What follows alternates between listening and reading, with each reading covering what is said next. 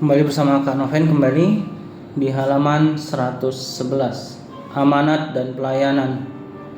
Saat saya merenungkan hal ini, dia mengamati saya. Kemudian dia meneruskan, ada dua hal yang kami capai dalam waktu kami yang dengan cepat dihilangkan gereja.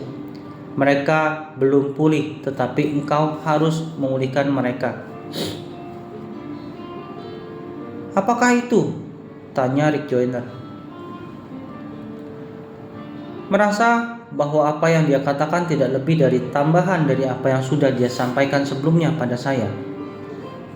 Lanjut, Rasul Paulus, engkau harus menemukan kembali, dalam kurung memulihkan, amanat dan pelayanan, katanya dengan empati.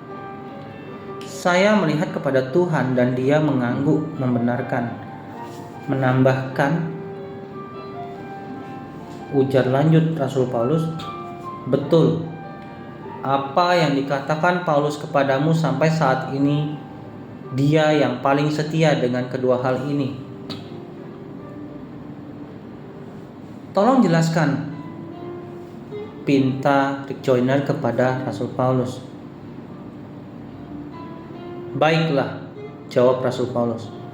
Kecuali di depan beberapa tempat di dunia di mana ada banyak kesulitan dan siksaan, kami hampir tidak mengenali apakah amanat atau pelayanan masih dikhotbahkan hari ini. Untuk itu, gereja sekarang ini hanya menjadi sebuah bayangan apa yang ada di waktu sekarang. Dan kita jauh dari panggilan kita semula. Jika kita melayani, berada di dalam pelayanan adalah sebuah pengorbanan besar yang dapat dibuat, dan ini merefleksikan amanat dari pengorbanan paling besar, yaitu salib. Salib adalah kekuatan Tuhan dan pusat semua panggilan kita. Sekarang kita hanya mempunyai sedikit kekuatan untuk mentransformasikan pikiran dan hati para orang-orang beriman. Sebab engkau tidak hidup dan tidak mengkhotbahkan tentang salib.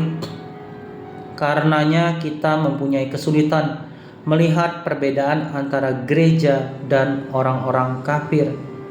Itu bukanlah Injil atau keselamatan di mana kita dipercayakan.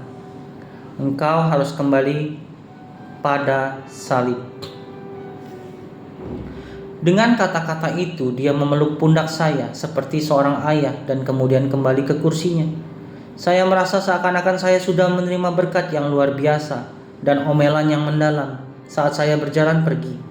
Saya mulai berpikir tentang tingkat keselamatan di gunung dan harta-harta keselamatan yang ada di dalamnya. Saya mulai melihat dengan dalam keputusan saya sekalipun. Keputusan itu adalah masuk ke pintu yang membawa saya masuk ke sini, yang didasarkan pada apa yang akan saya dapati selanjutnya, dan bukan pertimbangan akan kehendak Tuhan. Saya masih hidup untuk diri saya sendiri dan bukannya untuk Tuhan. Bahkan keinginan saya mencakup penghakiman di sini. Saya dimotivasi oleh apa yang akan membentuk saya memperoleh kemenangan tanpa banyak kehilangan. Saya masih lebih banyak berjalan dengan pusat diri saya sendiri daripada berpusat pada Tuhan. Halaman 113, Gereja Akhir Zaman. Saya tahu bahwa pembicaraan singkat saya dengan Rasul Paulus membawa konsekuen yang akan lama untuk dimengerti. Saya merasa bahwa saya sudah menerima berkat untuk keseluruhan gereja. Kami berada di sana disaksikan awan besar, saksi-saksi. Mereka melihat kepada kita seperti orang tua yang bangga yang ingin hal yang lebih baik untuk anak-anaknya daripada mereka sendiri telah dikenal.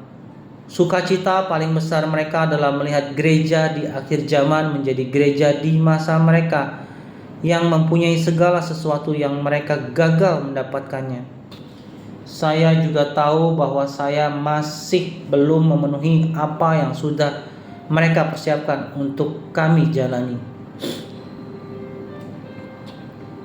Gereja di zaman akhir tidak akan menjadi lebih besar dari generasi Paulus, sekalipun dia, dalam kurung gereja, melakukan pekerjaan-pekerjaan yang lebih besar, kata Tuhan.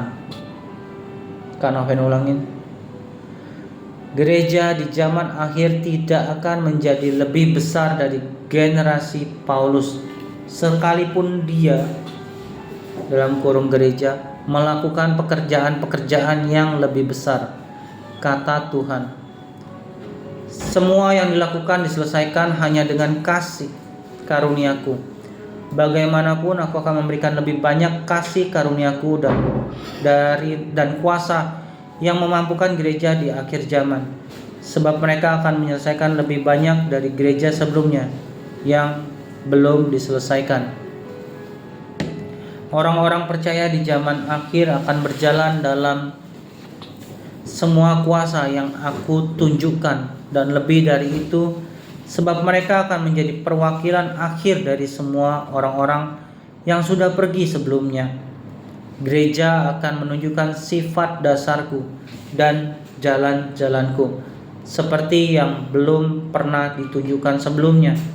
Ini terjadi sebab aku memberikan engkau lebih banyak kasih karunia, dan kepadanya yang diberikan banyak akan dituntut banyak. Kan Noven ulangin perkataan Tuhan ini. Dan kepadanya yang diberikan banyak akan dituntut banyak. Ini membuat saya berpikir lebih tentang Rasul Paulus. Rick Joyner melanjutkan, bagaimana kami dapat menjadi seperti dia, penyembahan dan kesetiaannya? Pikir saya.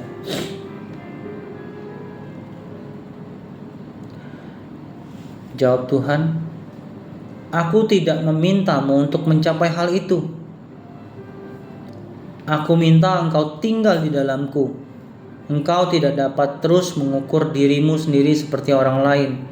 Bahkan juga dengan Paulus, engkau tidak selalu memenuhi seseorang yang engkau lihat.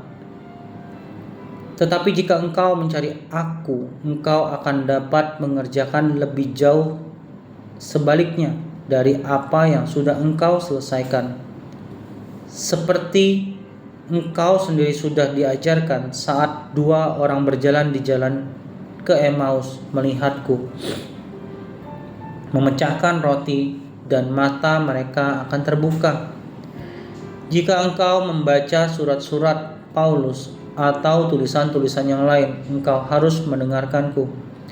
Hanya jika engkau mendapatkan roti langsung dariku, maka mata hatimu akan terbuka.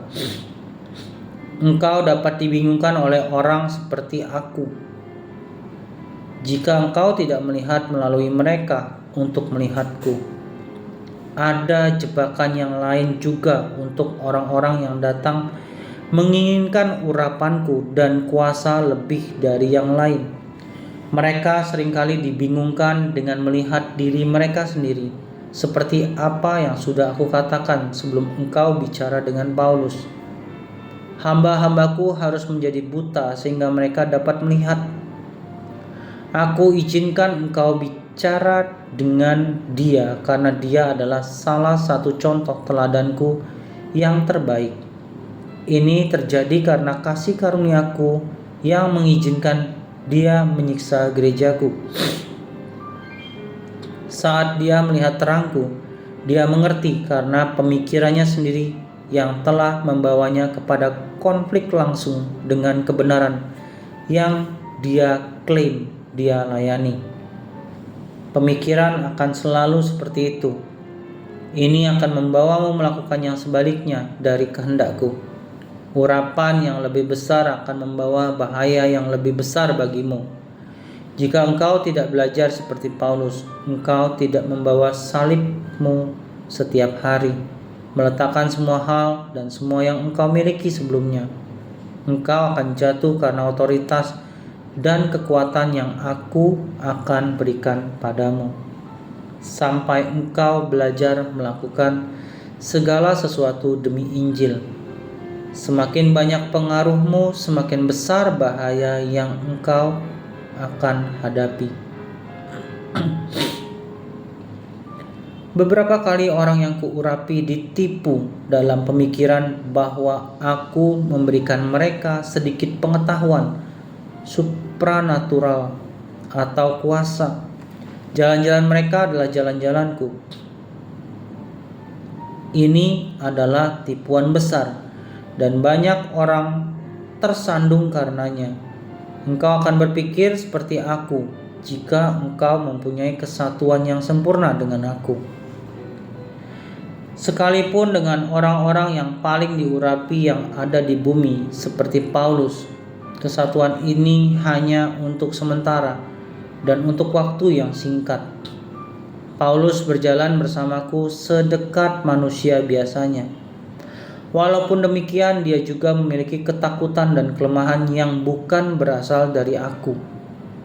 Aku dapat membebaskan dia dari hal itu, seperti yang dia minta beberapa kali. Tetapi aku mempunyai alasan untuk tidak membebaskannya. Hikmat besar Paulus adalah dengan mengakui kelemahan-kelemahannya.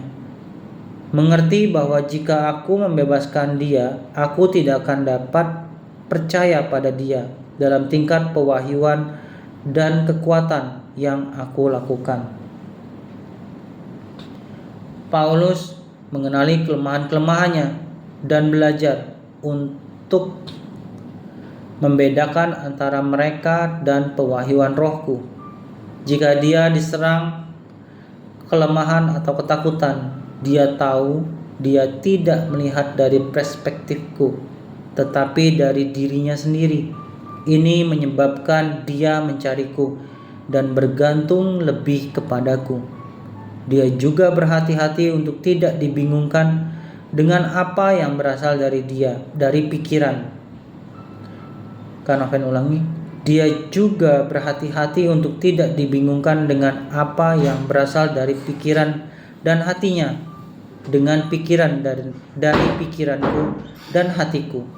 Karenanya aku mempercayakan pewahyuan kepada dia yang tidak dapat aku percayakan kepada yang lainnya. Akan Kak Noven lanjutkan tentang pencarian dari halaman 116. Tuhan Yesus memberkati.